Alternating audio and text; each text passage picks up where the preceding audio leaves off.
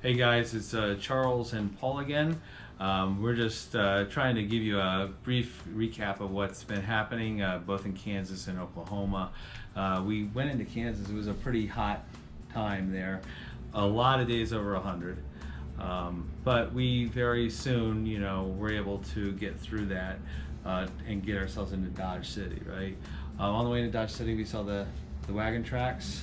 Yep, on the right end, and the wind was just something fierce. In fact, it literally, after I got off the bike, blew the bike over. That's right, I remember that. So it pretty strong wind. And if you looked out we thought that we saw like thunderstorms and rain coming down. Then we realized it's not rain; it was actual dust storms off in the horizon. So that was quite something else. Hi guys, it's Paul Shadle and Charles Shadle, the 131yourride.com. We are in the middle of the plains. We have had some very interesting riding the last couple days. It's flatter than Colorado for sure, so that's kind of nice. And the shoulders have been very good. About 12 feet, you say? About 12 feet shoulders? Anyways, about 12 feet shoulders. They've been riding pretty well. Today we started off with a little rain, and it turns out we're chasing a storm into Dodge City. So it's going ahead of us, luckily a little faster than we're actually riding, so that's a good thing. Lightning is coming down. It's like, oh no. But it's 2 days we've been chasing a storm. Yeah. I've never heard of chasing rain. And the wind this morning has been something else. It's been fierce. In fact, at one point we looked out towards Dodge City and we saw clouds galore, and then we realized they're not clouds, it's dust. So that's kind of interesting too. Yeah, it's rough. Yeah. So some small towns going through, not very many people. Dodge City's much bigger, and we have some kind folks that are going to put us up for the night, and we're going to go see the Boot Hill Museum and check all that in. And I think that'll be our last night in Kansas. Yeah, we're covering the Cimarron Trail right now, and the Santa Fe Trail heading that way. So we're getting to see a lot of history. Yeah. In fact, there's tire ruts right out behind us. I'll throw it on the video, but the tire ruts are from the old trail, and they actually have a canal that they had once tried to run through here, and it didn't work because of all the craziness of the weather patterns out here. But lots of land, lots of steer, lots of hamburgers. Oh man, lots of corn, lots of wheat. Guys, this is where your food is grown. So be kind to the people in the Midwest or South, whatever this is, the West. Yeah, they feed us. They feed us well. Yeah. Anyways, we're safe and looking for a short day today and some good time in Dodge City. Marshall Dillon, we're coming for you. We left the wagon tracks and headed to Dodge City and stopped for dinner. We actually got to see a guy that's actually walking himself across the United States. That was pretty cool. Right. We showed up at our guest's house, and they let us shower and take their car and drive over to Boot Hill. Yeah, we saw all those people who died. And what's funny is that there's like only 10 or 15% of the people that's still in Boot Hill. They moved all the rest of them, but they left some there, I guess, just to have some bodies, I guess. I don't know. So that was kind of interesting.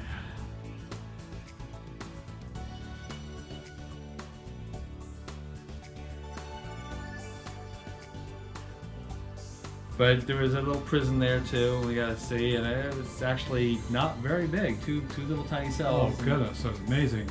Yeah. You get claustrophobia if you were in jail there in Dodge City.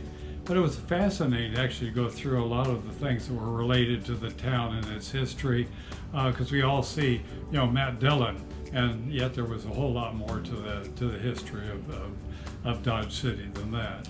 And when we got done with the outside, we went inside. We had a drink at the saloon, and then started walking. I had sarsaparilla. Started walking through the museum, and they start off with the Indians, and they talk about all the Native Americans that were here because they were our first inhabitants. And then they started talking about Dodge City versus Fort Dodge, and interesting enough, you had to be 5 miles away from Fort Dodge to sell alcohol and have wild women and all that stuff, and that happened to be where Dodge City was. So that's how they kind of got their Sin City moniker. Yeah, it was an accident, And as we walked through, it was pretty cool. They went from the Indians, then they went to the Native Americans. They went then to the, you know, a lot of the early settlers, the early cowboys and stuff like that, and all the things that they went into building Dodge City and the whole surrounding area.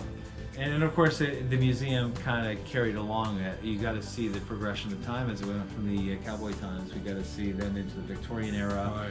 and moving forward, which is pretty cool. Yeah, I was amazed by as I went through the clothing of the different people who were wearing. And it isn't what the movies portray at all. It's so much different. Yeah, and finally, I mean, as you worked your way through, you know, you got to see all the different types of offices you might have seen in the original town, and I think they ended up with a whole room dedicated to Marshall Dillon, you know, and Miss, what was her, Miss? Yeah, it was. Miss Kitty. So that was kind of cool. And then, you know, when we got done looking at all the museum pieces, we stopped and had a bowl of ice cream, which was kind of refreshing. Yes, it I was. went into a church. I don't think the church was there. I don't think they had churches in Dodge City back then, but that's the one right there.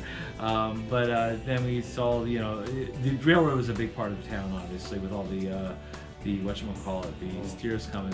One of the highlights of our adventure too was stopping and seeing the Rand's bike. Yes.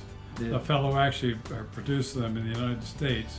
Oh, it's just fantastic job that the guy does, and how meticulous he is at preparing all the stuff. They tried to outsource it, and they've been told over and over again, no one can do welds like this, which is kind of funny because he's doing welds like that, and he's also working on jigs, and he's really. I think the person we went down with said the guy's a genius, and he really Yeah. is. And very gracious and kind people too. They took us around, showed us all about it. Yeah, and then we left Dodge City and headed south, and I tell you what, there wasn't much to see. Hot, and somewhere along there I started getting sick. Yeah. That was absolutely no fun. I think I was on the road 4 days maybe, so it was the tail end of the 100+ weather, and then I started getting some kind of a flu. So we moved ourselves down. The last night we were going to sleep under a bridge, and as we came into a little town before we left Kansas, they were actually having a music fest. Man, they had some amazing music groups there. I was really shocked, and there wasn't that many people there in attendance. So partly it was because of the high temperatures, it was hard getting people in. But they let people camp in the park, so we camped because we thought, hey, it's there, and we got some cold drinks there too. So that was kind of nice. I discovered one thing though as we came through Kansas with all that wind, is that there's a whole bunch of fans all along the state. And if they turn those fans off, we might not have so much wind. Okay, wise guy. Obviously, it's a big revenue stream for them. I think they need one technician for every 7 windmills and stuff like that. So it really is good for them, and I think it does generate, you know, a lot of things. I think there's, you know, questions about the longevity of that sort of program, but it really was neat to see. Then we kind of worked our way, you know, from Kansas. What came after Kansas? Down to Oklahoma. Oklahoma, that's right. So I don't even remember anymore. We worked our way over the river where we were gonna camp, and then we went to Oklahoma, and there wasn't much to see, and we lost our GoPro, and so a lot of the footage that we would have used is just gone. So we are trying to assemble this to at least give you a picture of Kansas and Oklahoma, and hopefully we'll have a little bit more for Texas. Definitely have stuff for Louisiana again. There you go. So we're good to go. So Kansas and Oklahoma, towards the end there, I don't know what was going on. We stopped in Sherman so Texas, so I could get. He needed a couple of days break. Whew. Anyways, so that's in a nutshell what we did in Kansas and Oklahoma. And there wasn't a whole lot to see. There was a little bit more trees in Oklahoma than there was Kansas, but that wasn't even as much as there was going to be in Texas. And you'll see that in the next video. But thanks for watching. Talk to you later.